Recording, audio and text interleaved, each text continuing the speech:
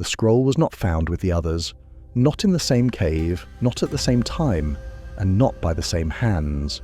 When the first of the Dead Sea Scrolls were pulled from a crevice above the Wadi Qumran by a young Bedouin shepherd in 1947, they were bundles of parchment and papyrus, fragments of religious text, hymns, rules, apocalyptic visions, all sealed away in clay jars, as brittle and fragile as dried leaves.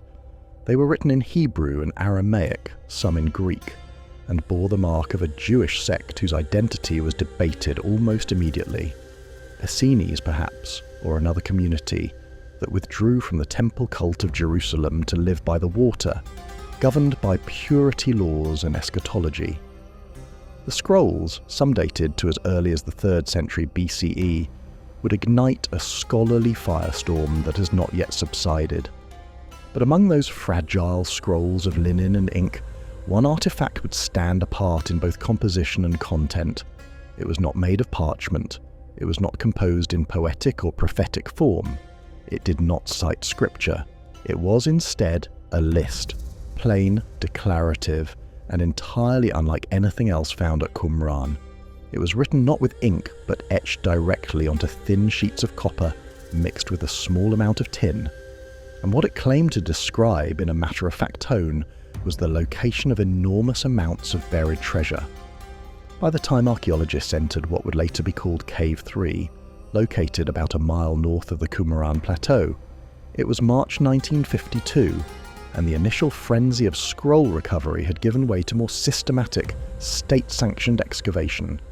The cave was narrow and difficult to reach, its entrance obscured behind a ridge. Inside, they found 11 cylindrical clay jars, most of them broken, some empty. Alongside were textile fragments, leather, and a handful of deteriorated manuscripts. But the object that drew immediate attention was a roll of hammered copper broken into 2 corroded sheets, brittle and green with oxidation, curled tightly into tubes and stuck fast. The metal was too fragile to unroll, and the team lacked the tools or the funding to process it locally. Eventually the decision was made to ship the scroll to Manchester, where a metallurgist named Herbert Marion, who had worked on the Sutton Hoo artefacts, was tasked with unsealing it. The scroll was cut open along its seams using a tiny saw, and the sheets were laid flat in 16 pieces. What emerged was not a religious text, nor a philosophical treatise, nor a legal code. It was a catalogue.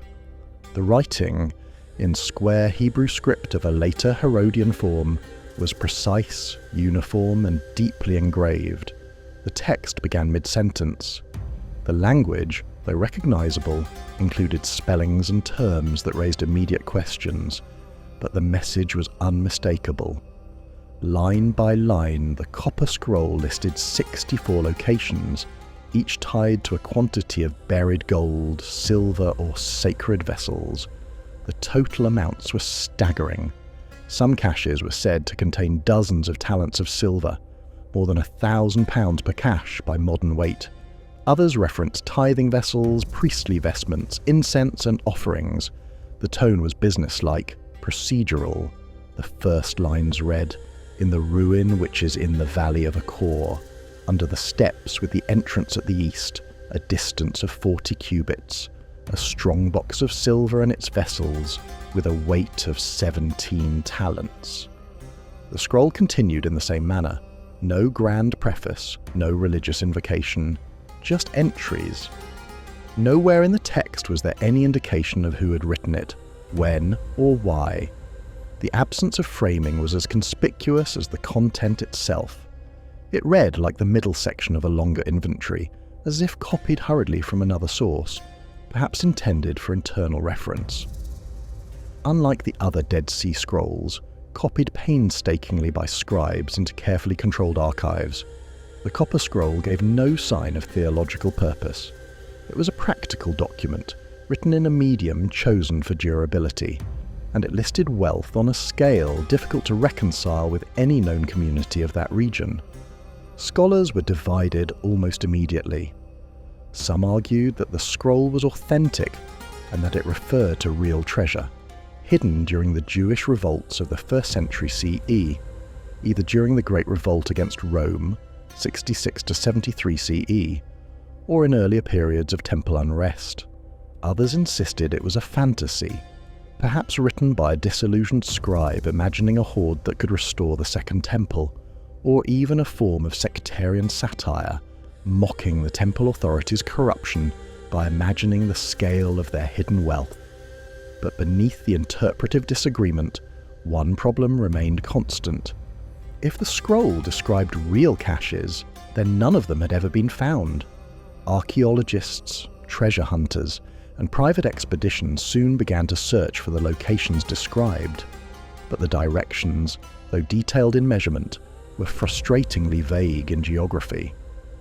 "In the cistern at the tomb of the 3rd column," read one entry.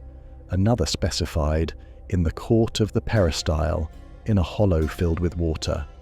But which court? Which tomb? No place names matched known maps, and the few that did, such as the Valley of Achor, could not be precisely located. The measurements, given in cubits, were consistent with contemporary temple construction, but they offered no context for triangulation. The scroll named markers that no longer existed, stones removed, gates demolished, columns weathered or buried beneath centuries of sediment. And so, despite decades of effort, none of the listed treasures have ever been recovered. Some researchers focus their attention on the temple in Jerusalem. The theory developed that during the Roman siege of 70 CE, priests or members of the temple elite may have removed sacred vessels and wealth, intending to preserve them from destruction. This idea gained traction from the fact that the total amount of treasure described in the scroll, over 65 tons by some estimates, far exceeded anything that could have belonged to the Qumran sect, whose austere lifestyle and isolated geography suggested no such affluence. The treasure, some argued, must have come from the temple treasury itself. In this view, the copper scroll was not written by Essenes, but by temple officials seeking to safeguard valuables from Roman capture, hiding them across Judea, marking their location in a durable record, and concealing it far from Jerusalem. Yet this raised new problems. If the scroll described temple treasure, why had it ended up in Qumran at all? The community there, presumed to be Essene, had rejected temple authority, criticizing its corruption and illegitimacy.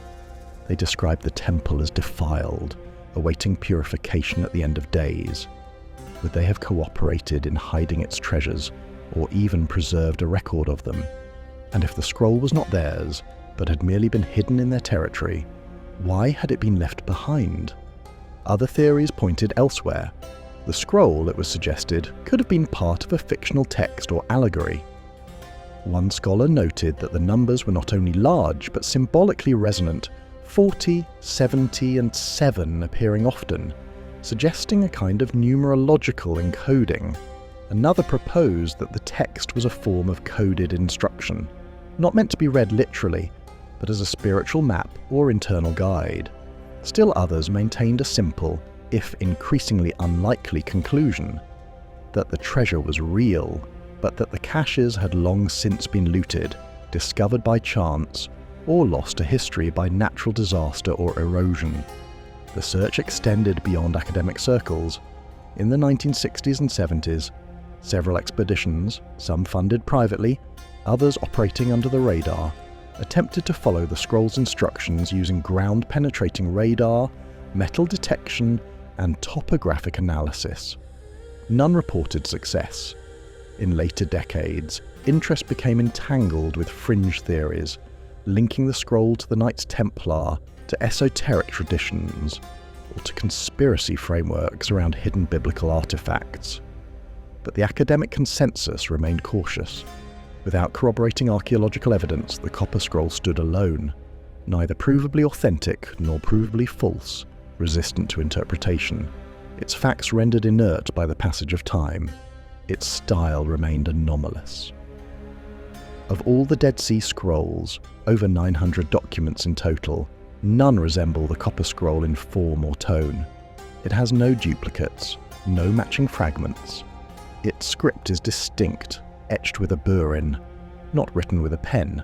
Its language, while broadly consistent with late biblical Hebrew, includes irregular forms and rare terms, suggesting either a rushed composition or a scribe unfamiliar with the conventions of the Qumran corpus. Radiocarbon dating was of limited use, given the metallic medium. Paleographic comparison placed it somewhere between 25 and 75 CE, a date range consistent with the Roman siege but broad enough to invite speculation. One possibility, seldom favoured but never quite eliminated, is that the scroll is precisely what it appears to be: a working inventory, drafted by a clerk or priest or treasurer, listing the hidden deposits of a collapsing institution in a collapsing world. If so, it may represent the last gasp of bureaucratic order before the storm. The rebellion that began in 66 CE ended with Jerusalem in flames, the temple reduced to stone and ash, and thousands crucified along the roads. The scroll may be a remnant of that moment, dry, clipped, practical, written not for posterity but for retrieval. If so, the man who carved it never returned. In the decades that followed its discovery, the copper scroll became a symbol of the uncertainties that hover at the edges of historical inquiry. It is not mystical, not prophetic. It promises not wisdom but metal. It has no theology. It offers no comfort. But its stubborn factuality, its refusal to moralize, its resistance to context, is what gives it weight. It remains unread, not in the sense of legibility, but in the sense of meaning. We can transcribe it. We can translate it, but we don't know what it means. And so the scroll rests, now preserved in the Jordan Museum in Amman. Its pieces lie under glass, the script visible in tight grooves. Visitors walk past it every day, pausing at the strangeness of its form, the starkness of its message. Some read the translations, some take photographs, but the treasure, if it existed, is still buried. The valleys it names are still unsorted. The stairways, the tombs, the cisterns have not been found.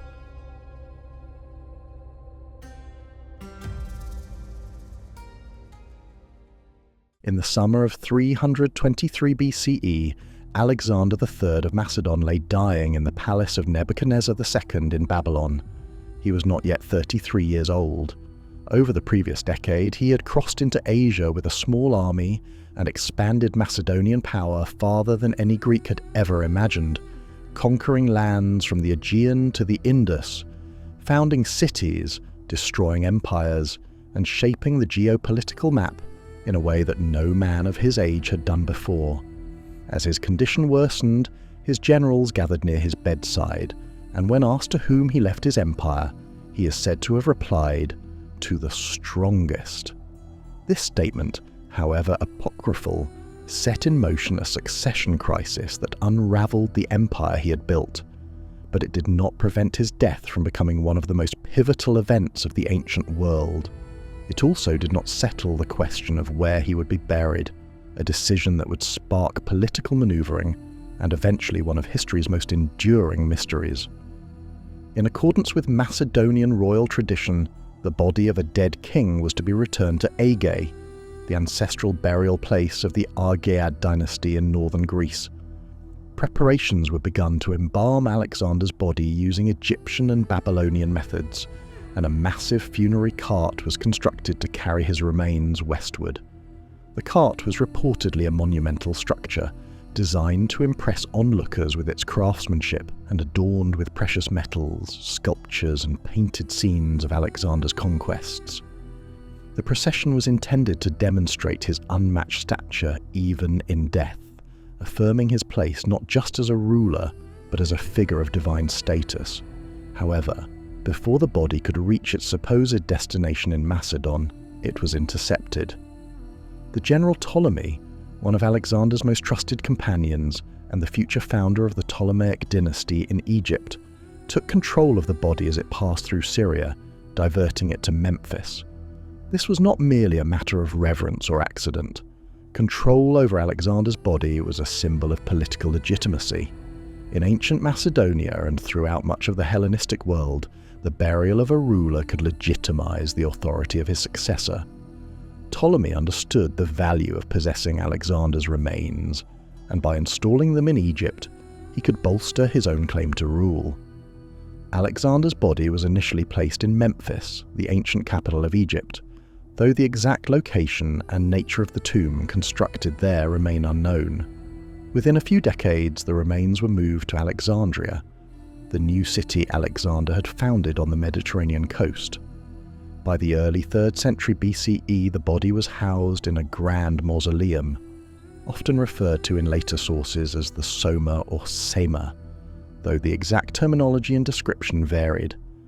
The structure stood in the heart of the city, near the crossroads of its central thoroughfares, likely near the palace district where the Ptolemies resided. It was treated as a shrine as much as a tomb, and Alexander's remains became a focal point for dynastic authority, Hellenistic religious veneration, and civic identity. Ptolemy's successors used the tomb to consolidate their own power. Ptolemy IV reportedly placed Alexander's body in a sarcophagus carved from alabaster or crystal, housed within an ornate temple-like enclosure. Pilgrimages to the site were common, and the Ptolemies used it to project continuity with Alexander's legacy. Coins were minted, bearing Alexander's image. Temples bore inscriptions tying him to divine figures. The tomb was not merely a grave, it was a political and religious institution. When the Romans arrived in Egypt in the 1st century BCE, they too paid homage to the site. Julius Caesar visited the tomb during his time in Alexandria in 48 BCE. According to Suetonius Augustus, after his victory over Mark Antony and Cleopatra, went to the tomb and placed a golden crown upon the head of the embalmed Alexander. He reportedly broke off part of the nose while inspecting the body. Caligula is said to have taken Alexander's cuirass. Septimius Severus, more than a century later, ordered the tomb sealed, likely due to concerns about preservation or religious policy. Caracalla, who considered himself a spiritual heir to Alexander, made a pilgrimage to the tomb, leaving lavish offerings.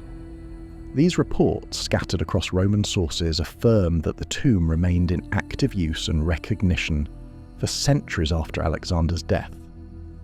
By late antiquity, however, references to the tomb become sparse. As the Roman Empire transitioned into the Christian Byzantine period, the old religious and dynastic symbols of the pagan world lost their official patronage. Alexandria, though still important, became a city of Christian pilgrimage and theological dispute rather than a center of Hellenistic remembrance. Earthquakes, riots, and urban transformation eroded the old structures of the Ptolemaic and Roman city. By the time of the Arab conquest in the 7th century CE, knowledge of the tomb's location had been lost, and the new rulers of the region made no mention of it. Theories abound as to what happened. Some suggest the tomb was destroyed during one of the earthquakes that periodically devastated Alexandria. Others believe it was dismantled or built over during Christian expansion in the city, its materials repurposed for churches or monasteries. Islamic sources from the medieval period mention a grave that locals claim to be Alexander's, though its authenticity remains unproven. By the time European travellers began to explore the ruins of ancient Alexandria during the Renaissance and Enlightenment periods, the tomb was already a lost relic of a forgotten geography. Modern archaeology has so far failed to uncover definitive evidence of the tomb. Excavations in the central areas of Alexandria have been hampered by centuries of urban construction, natural disasters, and the shifting coastline. Some scholars have proposed that the tomb lies beneath the modern district of Com el Dika, an area known to have housed significant Roman-era buildings. Others point to the possible reuse of the site's materials in later structures, meaning the physical tomb could have vanished long before its memory faded from the historical record. The mystery of the tomb has persisted not only because of the grandeur of Alexander's life, but because of what his death represented. Unlike other conquerors, whose legacies were absorbed by the institutions they founded, Alexander died without a mature empire to sustain his vision. His death fractured the known world. His burial became a political act. His tomb was not merely a resting place, it was a theatre of power. The fact that it vanished has only amplified its mythic status. Today, the search for the tomb of Alexander the Great continues. It has drawn the attention of archaeologists, historians, religious thinkers, and adventurers. It has generated a body of literature that spans speculative fiction, academic monographs, and state-funded research. But the object of that search remains elusive. There is no confirmed structure, no inscription, no artifact that can definitively be linked to Alexander's final resting place. All that remains are ancient accounts, fragmentary and filtered through centuries of translation and interpretation, and the knowledge that at some point in the early first millennium, one of the greatest figures of the ancient world lay at the heart of Alexandria, entombed in splendor, visited by emperors, and revered by those who claimed his legacy. The city that bears his name still stands, reshaped by time, conflict, and water. Beneath its streets, perhaps under foundations laid during later centuries, the tomb may yet remain, undisturbed and undiscovered. Or perhaps it was destroyed, its memory surviving only through the scraps of text and the echoes of ancient reverence. In either case, its disappearance remains one of the most enduring historical enigmas of the ancient world, shaped as much by what is missing as by what was once undeniably present.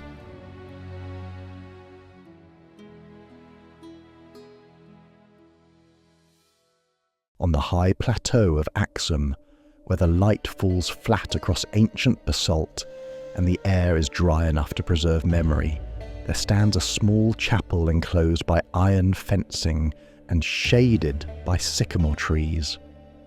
Its walls are thick, windowless and unadorned, and a single monk resides within, emerging only rarely, his duties centered on one responsibility known to every child in the city, but spoken of only in murmurs by the clergy who pass by the gates in their robes. According to centuries of Ethiopian tradition, this building holds the Ark of the Covenant, the sacred chest of the Israelites, once housed in the Holy of Holies in Solomon's Temple, and lost to history sometime during the 6th century before the Common Era, when Babylonian forces under Nebuchadnezzar II stormed Jerusalem and dismantled the first temple stone by stone. The Ark, as recorded in the Hebrew Scriptures, was constructed at the command of God during the Israelites' wilderness period. A rectangular acacia wood box overlaid with gold, topped by 2 cherubim facing each other, wings extended toward the center, their expressions fixed in eternal vigilance. It was said to contain the tablets of the 10 Commandments, a jar of manna, and the rod of Aaron that had budded.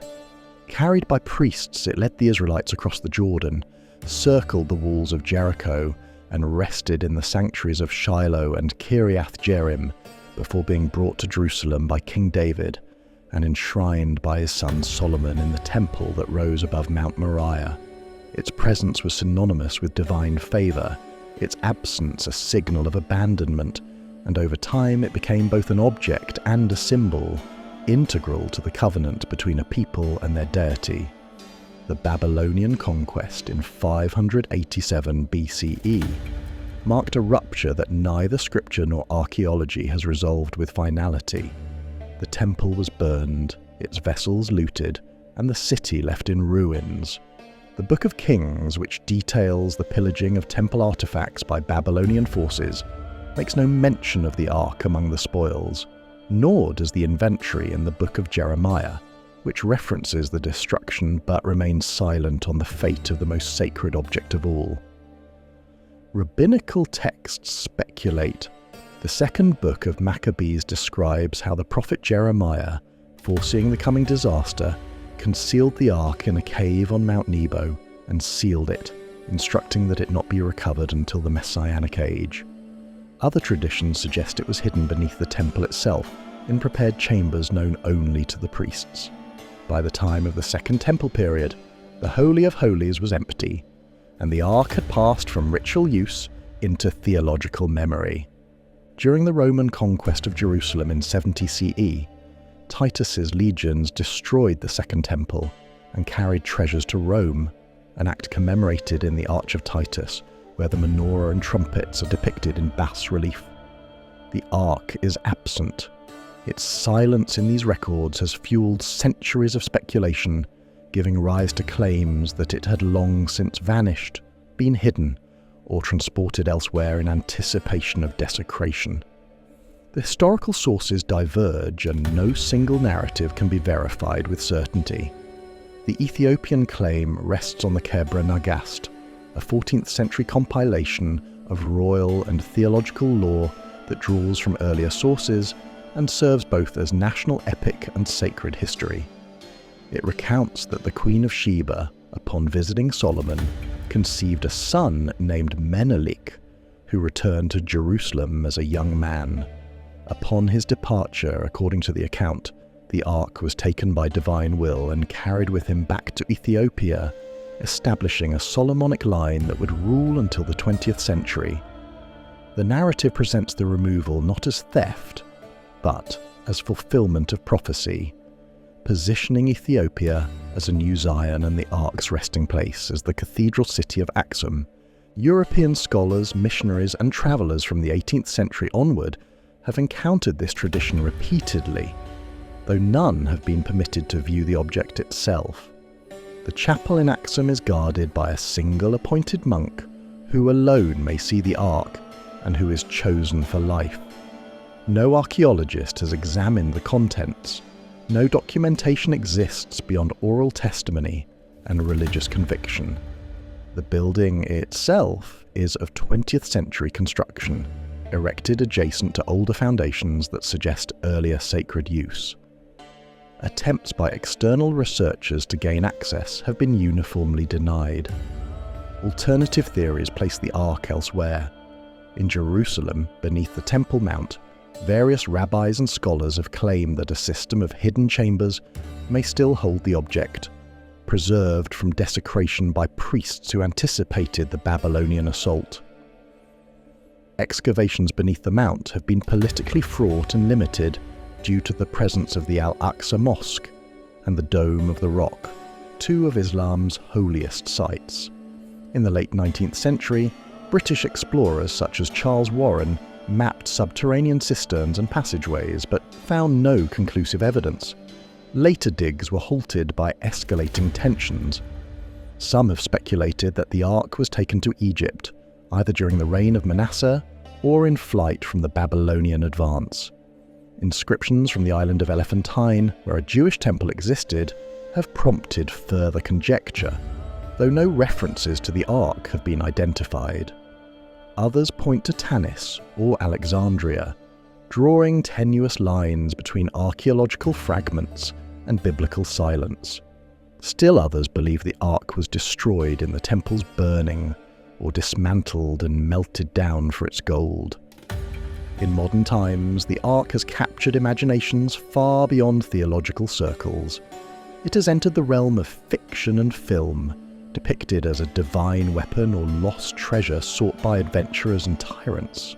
Its symbolic power remains potent, not only for Jews but for Christians and others who see in it a tangible link to a sacred past, a covenant not broken but obscured. Scholars of ancient religion and material culture often note the absence of definitive archaeological evidence. No shards, fragments or inscriptions have surfaced to confirm the Ark's continued existence after the early First Temple period. The biblical text, while detailed in its description, provides no direct evidence beyond tradition and liturgical context. Yet the Ark persists in religious liturgy, in ritual memory, in the architecture of synagogues and the imagery of churches. Its absence has become part of its meaning. In Aksum, the chapel remains closed. Pilgrims circle the fence whispering prayers.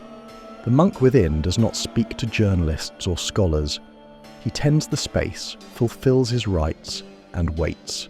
Each successor is chosen by his predecessor, and once anointed, he remains until death. The town moves at a slow rhythm, its markets and monasteries shaped by centuries of ecclesiastical life. The Ark, whether within or absent, defines the space by its claimed presence. The Temple Mount in Jerusalem remains the most politically and religiously contested piece of land on earth. Beneath its flagstones, whatever lies buried cannot be disturbed without risk of violence. Its secrets, if any, are locked not only in stone, but in the intractable demands of modern sovereignty. Across the centuries, the Ark of the Covenant has shifted from object to idea, from artifact to symbol. It has been invoked in theological debates, in political movements, in national myths. It has remained at the centre of disputes not only about where it is, but what it means.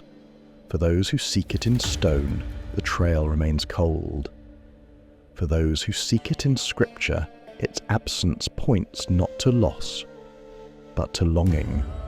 The record ends without resolution. There is no closing entry in the biblical canon, no inscription unearthed in desert or chamber, no eyewitness account beyond the walls of Axum.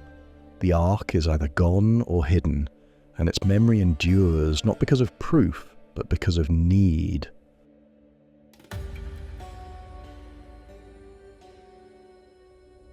In the spring of 1940, as Europe spiraled toward the full breadth of war, an archaeological team working in the Nile Delta unearthed a burial chamber whose contents should have electrified the world. Beneath the soil of Tanis, ancient Janet, the capital of Egypt during the 21st dynasty, the French Egyptologist Pierre Montet uncovered a tomb that by any measure rivaled the treasures of Tutankhamun. Inside lay the burial of Psusennes I, a largely forgotten pharaoh who had ruled more than 300 years after Tutankhamun. His sarcophagus, cast in solid silver, rested beneath layers of gold and lapis. A golden mask covered his face. The chamber around him was filled with finely crafted amulets, vessels, and inlays, all untouched since the day they were interred. Yet the discovery made no front pages. There were no international exhibitions, no global sensation. Within weeks, the world was preoccupied by armies on the march. The treasure of Psusennes I, remarkable in scope and preservation, was consigned to the shadows of history. The city of Tanis, situated in the northeastern corner of the delta, had long held archaeological promise, but by the early 20th century it was overshadowed by more dramatic finds in the Valley of the Kings.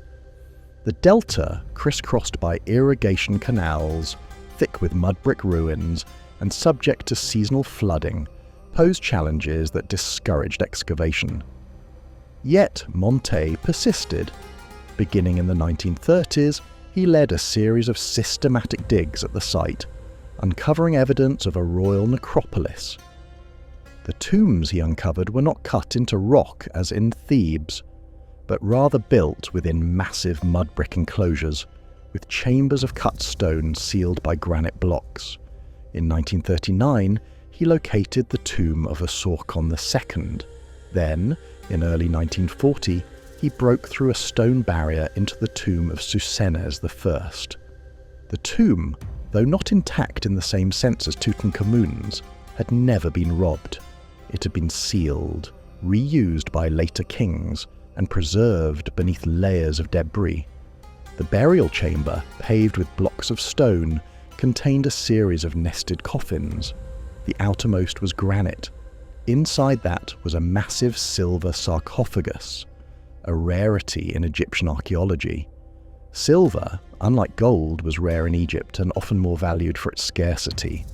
The coffin was tarnished by time but preserved in form, its carved inscriptions naming Psusennes I as the justified, the beloved of Amun. Within this, wrapped in linen and adorned with gold, lay the remains of the pharaoh. The burial included a gold funerary mask, similar in design to Tutankhamun's, but more restrained in style. It was crafted with precision, its contours suggesting the facial features of the dead king, its surface inlaid with semi-precious stones. Around the coffin were canopic jars, shabti figurines, and alabaster vessels. Items bearing the names of Psusennes the Pharaoh and his successors indicated a reuse of the tomb by later dynasts, but the core burial remained a coherent assemblage. Monte recognized the significance of the find immediately, but the world did not. On September 1st, 1939, Germany invaded Poland. By the spring of 1940, France was falling. Communications with Monte became sporadic. The French archaeological presence in Egypt was drawn into the greater collapse of the French colonial apparatus. Funds were frozen, archives were scattered. Many of the artifacts remained on site, logged in field notes but not formally conserved. Others were transported under duress to Cairo, where they were hastily inventoried and stored. The timing of the discovery could not have been worse. Public attention was elsewhere. The institutions that might have publicized the find were preoccupied with survival. The Louvre was shuttered. The French Academy lost access to its archives in Egypt. British and American interest in Egyptian antiquities, already focused on Theban tombs and Old Kingdom monuments, found little room for a third intermediate period king from a city most had never heard of. Psusennes, I was consigned to the footnotes. Monte published his findings in French, but the war delayed their translation and circulation. His 1947 monograph reached a limited audience. Meanwhile, the artifacts themselves sat in the Egyptian Museum, some displayed without fanfare, others boxed in storage. The silver coffin, too large and too heavy for easy movement, remained in Cairo. Few came to see it. The gold mask was catalogued, then largely ignored. Tourists in the post-war decades flocked to the familiar wonders: Giza, Karnak, the tomb of Tutankhamun. Tanis remained a curiosity. Compounding this neglect was the ambiguity surrounding the tomb's contents. Because the tomb had been reused, and because inscriptions often named multiple kings, the attribution of specific items remained uncertain. Some objects may have belonged to Psusennes I, others to Amenemope or Shoshenq. The shifting politics of museum display, nationalist claims over antiquities, and the frayed network of international Egyptology added further complications. Certain items were photographed once and then vanished from public view. Others were listed in inventories with vague descriptions never matched to specific finds. Questions remain to this day. How much of Psusennes' treasure has been catalogued? How much was misattributed, mislaid, or quietly removed? The chaos of wartime, the dissolution of colonial administrative structures, and the long delay in proper publication created a vacuum in which artifacts could disappear without notice. Unlike Tutankhamun's tomb, which was catalogued with obsessive precision by Howard Carter over the course of a decade, the tomb of Psusennes, I was documented hastily with resources strained and international oversight absent. The silver coffin survives, its massive bulk resting in the Egyptian Museum. The gold mask too is now more accessible, though it has never enjoyed the fame of its Theban counterpart. But other objects listed in Monte's notes, pectorals, bracelets, ceremonial daggers, have been photographed once and never seen again. Whether they remain in museum storage, were misplaced during transfers, or fell into private hands is unclear. The neglect of Psusennes' tomb reflects broader patterns in the history of archaeology. Discoveries are shaped not only by their intrinsic value, but by the context in which they are made. Timing, politics, media attention, and the institutions available to conserve and interpret a find all shape its legacy. In the case of Psusennes Thao, a find that might have rewritten public understanding of the Third Intermediate Period, instead became a quiet footnote. His burial, more elaborate in some respects than Tutankhamun's, received no global tour, no best-selling memoir, no international exhibit. Yet the tomb remains significant. It offers insight into a period often dismissed as decadent or obscure. Psusennes there ruled during a time when Egypt was divided in administration, with power split between Tanis in the north and Thebes in the south. But his burial suggests that kingship retained its symbolic potency. The use of silver, the careful inscriptions, the presence of ritual objects all point to a sophisticated funerary culture, one that drew on the traditions of earlier dynasties while adapting to new realities. Today, the site of Tanis lies quiet. The ruins of the city, scattered across the fields, show faint outlines of temples and tombs. Local farmers plant crops amid the stones. The tomb of Psusennes I, though excavated, receives few visitors. The museum displays his mask and coffin, but with little ceremony. Scholars continue to study the site, but funding remains limited. The artifacts are scattered across institutions, some labelled, some lost. What might have been a landmark discovery, a moment of global attention, was instead subsumed by war and neglect. The treasures of Psusennes did not vanish in antiquity, as so many others had. They were found, documented, and then forgotten again, not by tomb robbers, but by a world too distracted to notice.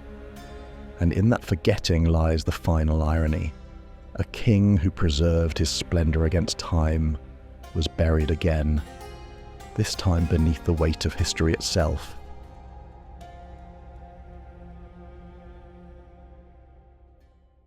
Among the artifacts lost to time, few have carried such weight in symbolism and statecraft as the Heirloom Seal of the Realm, the jade Imperial seal forged at the dawn of Chinese unification.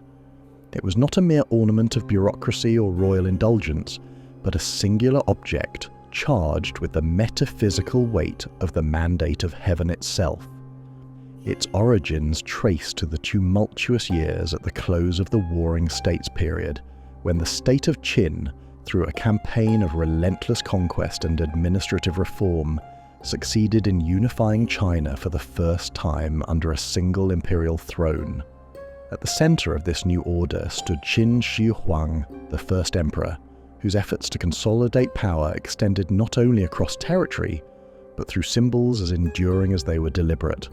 Sometime after 221 BCE, following the final defeat of rival states, the seal was carved from the legendary Hashibi jade, a stone of such reputed purity and value that it had been at the center of diplomatic exchanges and palace intrigue for centuries. The jade had been offered to several rulers prior to Qin dominance, and in the hands of the Qin, it was transformed into a tangible embodiment of divine sanction. The words engraved upon it read, "Having received the mandate from heaven, may the emperor lead a long and prosperous life." The characters were etched in the ancient script of the Qin dynasty, and conferred not just authority, but a sacred continuity. From that moment, the seal was understood to be more than a tool for stamping edicts. It was the very axis upon which the legitimacy of imperial power turned. After the fall of the Qin in 206 BCE, amidst uprisings and civil war, the seal passed into the hands of the Han dynasty, which would go on to become one of the most durable and influential ruling houses in Chinese history. Han emperors, in possession of the seal, inherited the ideological framework of the Qin while moderating many of its excesses. In every imperial proclamation issued in the name of the Han, in every decree that carried the impression of the jade seal, there was an implied continuity of divine approval. The possession of the seal, even more than control over the central plains or the allegiance of military governors, came to define the authenticity of a dynasty. During the late Han, as the imperial court descended into factionalism and the authority of the throne eroded under the weight of eunuch power and warlord ambition, the seal became a contested object. In the closing decades of the 2nd century CE, as regional commanders carved out independent spheres of influence, the seal was seized during a period of violent transition. Dong Zhuo, the infamous warlord who seized control of the court and relocated the capital to Chang'an, came into possession of the seal and used it as a political tool to bolster his own authority. When he was assassinated by his adopted son and general, Lu Bu, the seal changed hands again. It eventually fell into the possession of Yuan Shu, another warlord during the late Eastern Han, who, in 197 CE, declared himself emperor and founded the short-lived Zhong dynasty. His claim to imperial status rested largely on the fact that he held the Heirloom Seal. Though his regime was short-lived and widely condemned as illegitimate, his actions confirmed what the seal had become, a necessary, if not sufficient, symbol of sovereignty. Without it, one could not convincingly claim the mandate of heaven. With it, one might persuade others to follow. After Yuan Shu's death and the fragmentation of the Han realm into the three kingdoms of Wei, Shu, and Wu, the whereabouts of the seal became less certain. It is generally accepted that the Cao Wei dynasty, established by Cao Pai in 220 CE, possessed the seal for some time. The Wei court used it in official matters, continuing the precedent set by the Qin and Han, but the division of the realm into competing dynasties raised new questions about legitimacy. As multiple rulers claimed the right to govern all under heaven, the location of the seal assumed new importance. By the 4th century, during the chaotic period of the 16 kingdoms and the subsequent southern and northern dynasties, control over the seal became increasingly murky. As dynasties rose and fell with rapidity, and as competing courts established themselves in the north and south, it became increasingly difficult to verify the seal's location. Some records suggest that the seal was lost during the fall of the Western Jin in 316 CE, when the capital Luoyang was sacked by invading Xiongnu forces. Others propose that it remained with the Eastern Jin court in Jiankang, modern-day Nanjing, but such accounts are speculative, drawn from chronicles compiled generations later. What is evident is that from the end of the Jin onward, no dynasty could claim with certainty to possess the original heirloom seal of the realm. During the Tang dynasty, which ruled from the 7th to the early 10th centuries, seals continued to be used and new ones were created, but imperial records make no definitive mention of the ancient seal forged by the Qin. This absence was not without consequence. The ideological foundation of Chinese monarchy was predicated on the mandate of heaven, a metaphysical justification that derived historical continuity from heaven's favour and was reinforced by ceremonial objects and ritual procedures. The disappearance of the seal fractured a key symbol of that continuity.